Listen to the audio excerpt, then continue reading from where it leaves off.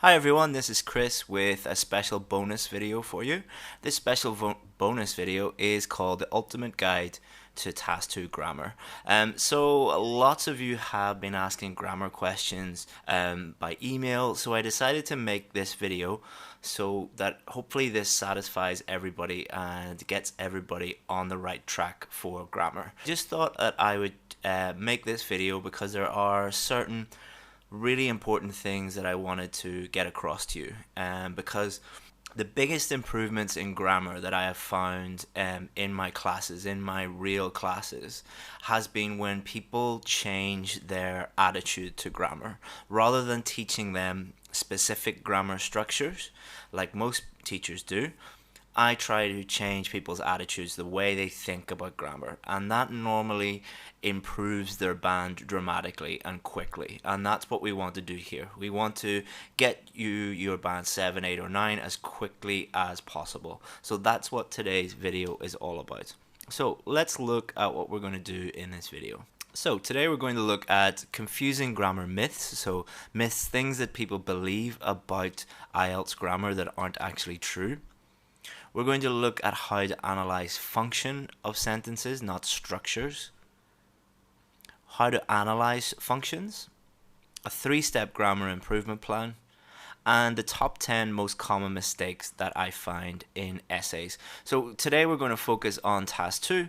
So one thing that there will be no of is this V1 plus N plus V2 nonsense in this guide. In this video, there's going to be no verb plus noun plus all this thing.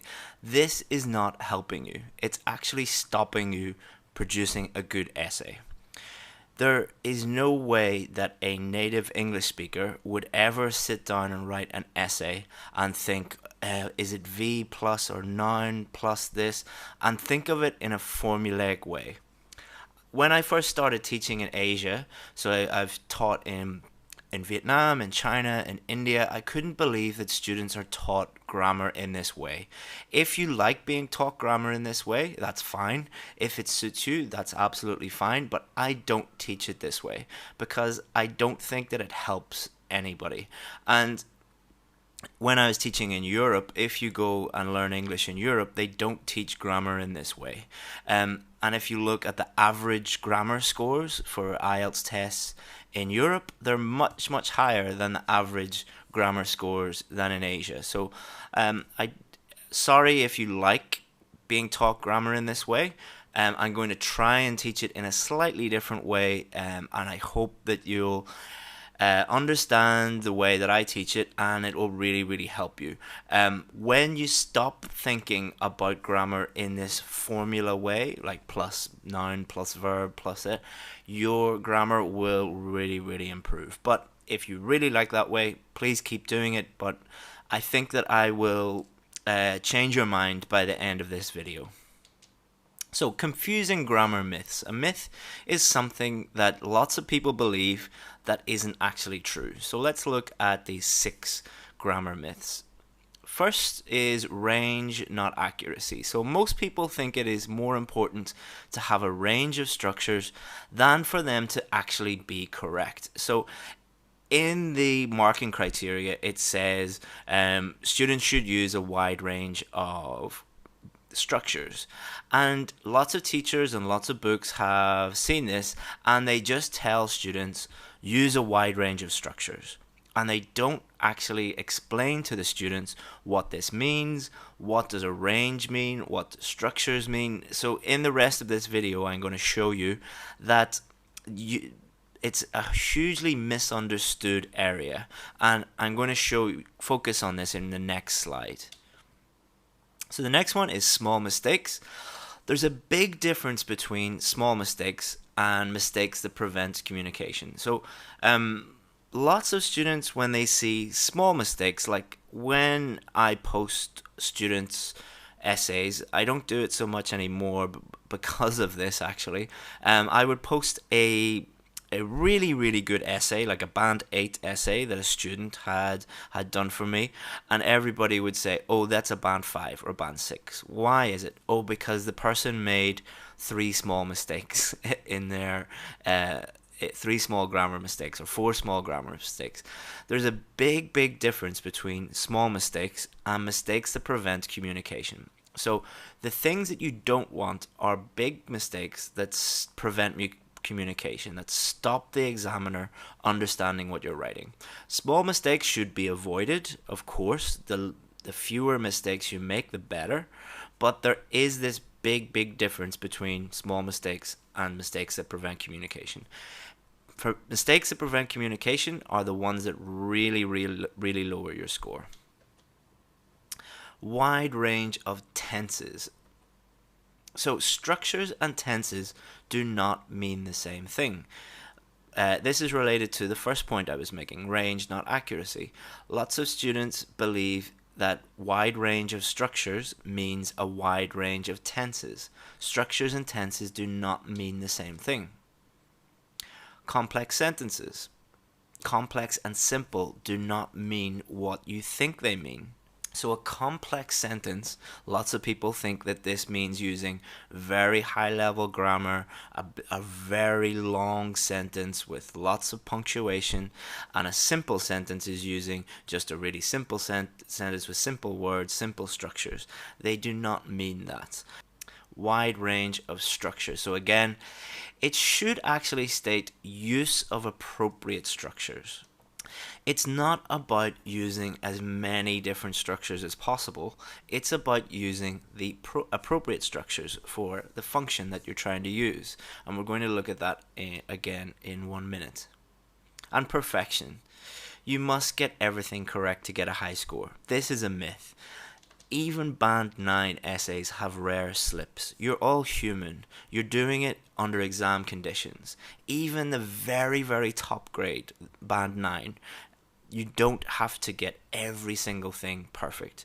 The examiner, IELTS, know that everybody makes small mistakes. So this is related to the small mistakes point I made above. To get a Band 9, you can make rare slips.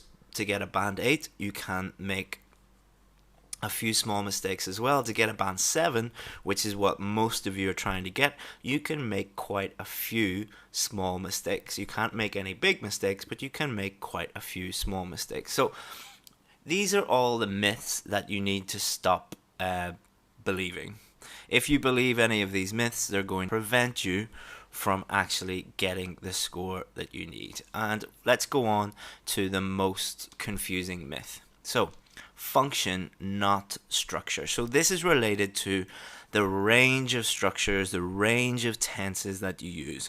Most people think about grammar. How do I get a good mark for grammar? I just use a range of structures. I use a range of tenses and I'll get a really high score, and this is the key. So imagine that each structure and each tense is one of these kitchen utensils, one of these tools that we would use in the kitchen. So a person that thinks that a range of structures is the way to get a Band 7, 8 or 9 is the type of person who would believe that in order to cook a good meal, you must use a range of kitchen utensils. So if they were cooking a meal, they would try to use every single one of these things in this picture. So they might be chopping an onion and cutting it with a knife. And then they need to cut another onion and they think, oh, I need to use a range, so I'll try to cut this with a spoon. And then they need to cut a tomato, so they try and cut it with a pot or something like that. That's just stupid. That's silly to do that. What you need to do is use the appropriate structure at the appropriate time. So you might need to use a very simple structure, for example, to give your topic sentence, and let's say that's a knife. So you use that, and then you might use it again. A person who thinks that using a range of structures is the type of person who, like, halfway through their essay thinks, I haven't used the perfect future tense yet. I'll try and put that in there. And then they get to the conclusion and they think, I haven't used the third conditional yet, so I'll put that in there. That is totally inappropriate to do that, and it actually stops you answering the question correctly. It stops you using the correct structure. It just stops you clearly communicating. And whenever you try to use a wide range of structures inappropriately, you're probably going to get most of them incorrect because you're trying to use things that you don't really know how to use. So if we look at this picture, I'm not very good at cooking, but I don't really know what the thing to the left is for.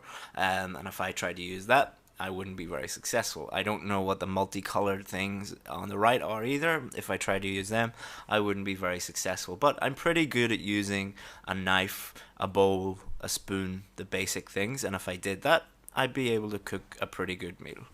So let's look at function, not structure, in a little bit more detail. So let's look at a causes paragraph. Imagine we get a causes and solution essay, and we're only going to look at the main body paragraph that deals with causes. So the overall structure would be topic, sentence, explanation, and example. So we need to write 3 good sentences, or might be 4. Maybe we might have 2 sentences for explanation.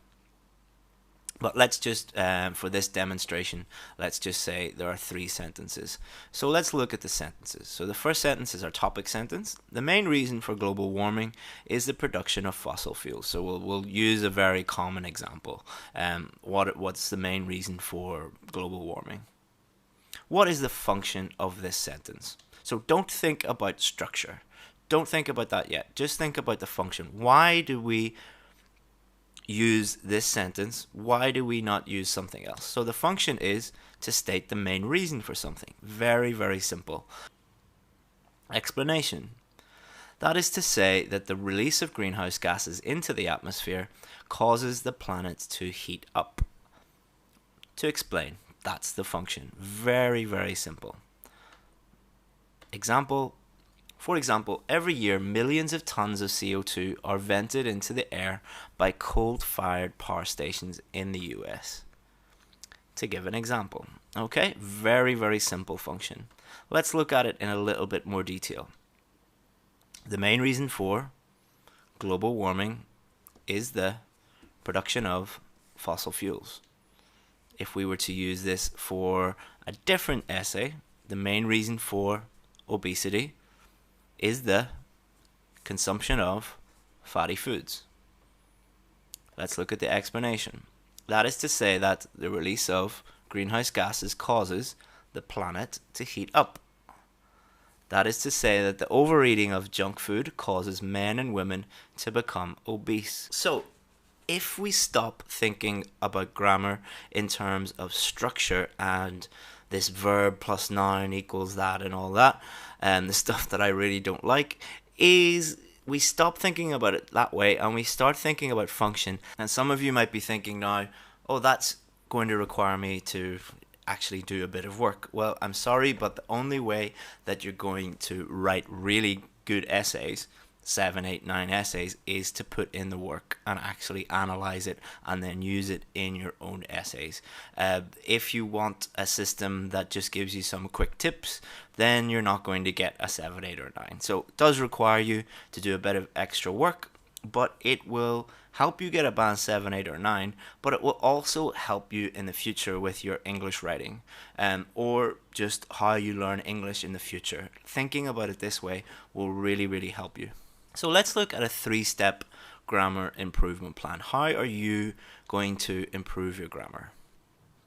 First step, understand functions. So there's not that many to learn. So think about a task 2 essay for, let's say, an opinion essay.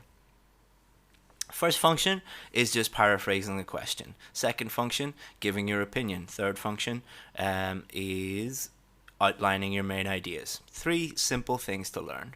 And then in the main body, first function,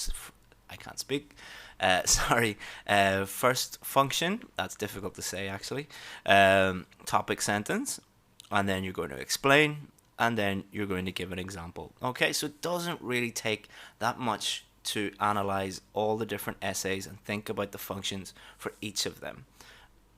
A lot of them are going to be kind of the same. Next step is identify and fix common problems. So we're going to go through the top 10 most common problems, but for most people, you will only need to focus on, say, two or three or four of these common problems. Like, for example, I had one student this morning who is very bad at articles. She has a problem with plurals, like countable and uncountable nouns, and she also has a problem with punctuation. And all the rest of her grammar is absolutely fine. So what we did was we just identified her three most common problems, and then she was able to fix those problems. And 90% of her grammar mistakes were those three problems. So you might be making only one of them, you might be making five of them, but you need to identify what your common problems are. The next step: practice and produce. So practicing and producing are two different things. So practicing is when you say you have difficulty with punctuation, use of commas. There are thousands of websites online where you can go on and do free practice exercises, and you just practice using commas. You're aware of all of the rules, and then produce refers to actually producing essays. So going and writing a full essay and thinking about your use of, let's say, commas, and producing an error-free sentence after error-free sentence, and then having an error-free paragraph, and then hopefully having lots of error-free sentences and an error-free essay at the end. So very, very simple, like everything in IELTS Writing Academy, just 3 steps. Each of them is easy to understand. Understand the functions of each sentence, identify and fix your common problems, practice those common problems, and then produce good sentences and good essays. Next, we're going to go on to the 10 most common problems. Common problem number 1, probably the most common problem of all. Fix this and you can raise your grammar score by 1 band. So the way that the bands work is, for grammar, the more error-free sentences you have, the higher the band is for grammar. So if you're making really small mistakes, like articles, for example, so articles is the use of the words a, and the. Some people make these small mistakes in nearly every sentence because articles are used in nearly every sentence before nouns. So if you're making small mistakes in nearly every sentence, you're going to really struggle to get more than a 6 in grammar. But if you fix this problem, then you can go up by at least 1 band, saying that this is your common problem. So it can really, really help. Common problem number 2, subject-verb agreement. The subject of your sentence should always agree with the verb. Get into the habit of checking these when you write. So if this is a problem for you, get into the habit of, when you write a sentence, checking the subject and the verb and making sure that they agree with each other. Tenses, of course, be aware of the different verb tenses you're using. So the verb is going to tell you what tense you're using. Think about the situation you're writing about. So lots of people in my class, they make big errors with tenses, and I said, did you actually think about what you're writing? And they say, what do you mean? I was like, did you think about if it's past, present, or future? No, I didn't. Well, how are you ever going to use the correct tense if you don't think about the situation? And you don't need a wide range of tenses in task 2. So most of the tenses are going, think about the things that you're doing. Your topic sentence, your explanation, your opinion, all of these are just going to be present tense. You don't need to sit and try to use every single tense in the English language, because that is not going to be appropriate. Examples are the most common function that require past tenses or future tenses. So if you want to use a range of tenses, your examples are probably going to be the best place to do that. So you're not going to be able to use the future tense when you're giving an opinion, or you're not going to be able to use the past tense when you're giving an opinion. You can't say, in my opinion, I used to think, or I used to believe, or in my opinion, I will believe in the future. You're never going to do that. You're not going to use the future tense when explaining something. You won't say in the future or in the past. But giving examples, you might be able to talk about something, an experience that happened to you, or a story from a newspaper, or you might speculate about the future in examples. That's absolutely fine to do that. But think about the situation and don't try to use a range of tenses unless they're appropriate. Common problem number 4 is punctuation. The most common problem is use of commas. So most people, 99% of people, not 100%, some people don't do this, know how to use a full stop. At the end of a sentence, they know how to use a full stop. The most common problem is the use of commas. So you have to learn the basic use of commas. Most people haven't actually looked this up. If you look up the rules and you think about them and you practice them, it becomes pretty easy on the use of commas. Also, if you have a problem with this when you're reading in English, think about why the person used a comma and why they didn't use a comma. Don't worry about semicolons unless you're advanced. So it's not like you have to use semicolons or anything like that to get a high grade. Focus on your weaknesses. So most people's weaknesses are commas, and make sure you know how to use them. Conditional structures, most commonly used in problem solution essays. Learn the main conditional structures. Think about why you would use them in an essay, and normally use the second conditional to write about solutions. You don't have to use the second conditional to write about solutions, but if you are, make sure that you're doing it correctly. Common problem number 6, relative clauses. So examples are who, that, which. These words will help with explaining things and with your cohesion and your coherence. Simply learn the rules and practice. I can't say it any more simple than that. Number 7, plurals. Countable and uncountable nouns. So some nouns are countable, some nouns are like water are uncountable. Simply have to learn these. So there's no trick. There's nothing I can say which, this group of words is countable, this group of words is uncountable. You simply have to learn these. But if you're not sure, use another noun. So if this is a big problem for you, so some people, this is a really common problem, it's a really big problem, but they're trying to use nouns that they aren't really aware of. So if this is a big problem, either you have to work really, really hard and make sure you learn all the different nouns, or you simply just use another noun that you are sure about. Prepositions. Like articles, these can lower your score by 1 band. So, like articles, some people make preposition mistakes in nearly every sentence. So, because they have made mistakes in every single sentence, their grade gets lowered from a band 7 or a band 8 to a band 6. So, if you improve these, you can really, really boost your score. So find out what your common problems are. Find out why you're making, which prepositions mistakes you're making again and again. As always, it's about finding out what your personal problems are, not about generally what's happening. Common problem number 9, verbing or to plus infinitive. Again, this requires you to learn the appropriate use. When do you use verbing? When do you use to plus infinitive? If not sure, use something else. And common problem number 10, word order. Read every sentence after you write it. So when you get fast at writing essays, when you have really learned everything in IELTS Writing Academy and you're building up how quickly you can do the essays, I would start reading each sentence after you write it to check for grammar mistakes. Read each paragraph after you write it then. So you read each sentence, check for grammar. When you complete a full paragraph, read it again. And then read everything at the end.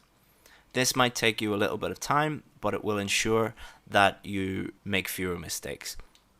With word order, a little trick is if something sounds strange or sounds weird, there's probably a word order mistake. So when you're checking your sentences or when you're checking your paragraphs, if it just doesn't sound correct, and this goes for most grammar mistakes, then you might have a word order mistake and you need to think about that. So, fixing your mistakes. How do we do this? Use a grammar book or online resource to find out the rules. So, grammar means rules, it means law. Grammar means the rules of the language. So, for each grammar point, there are rules. So, if you don't know the rules, you're not going to be able to ever fix it. So, a key part of fixing your grammar mistakes is finding out what the rules are. Then practice online, as I've said, and produce it in a real essay. Remember, first of all, you have to understand the functions of different sentences. If you understand them, then you'll be able to understand what you're doing in your essays.